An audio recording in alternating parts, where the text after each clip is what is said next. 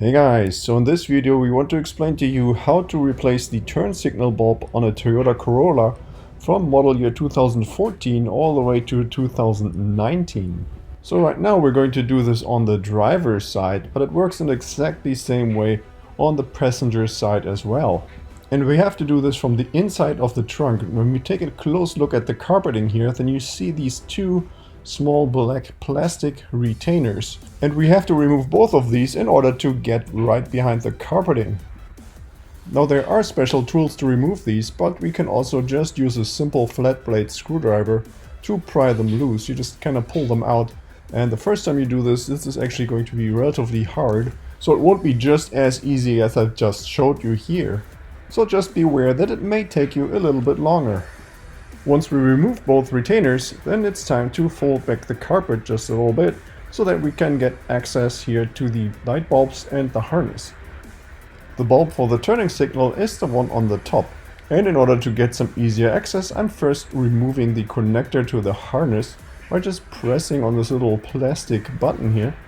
See, I'm simply pressing this down and then I can pull out the connector.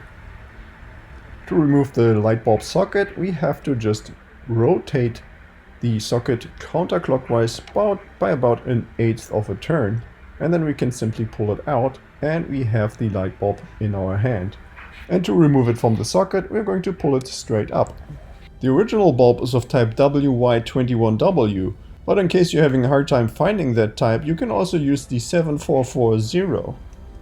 And to install it, firmly press it down into the socket until it clicks into position. Now we can start to reassemble everything, and we insert the socket here into that hole.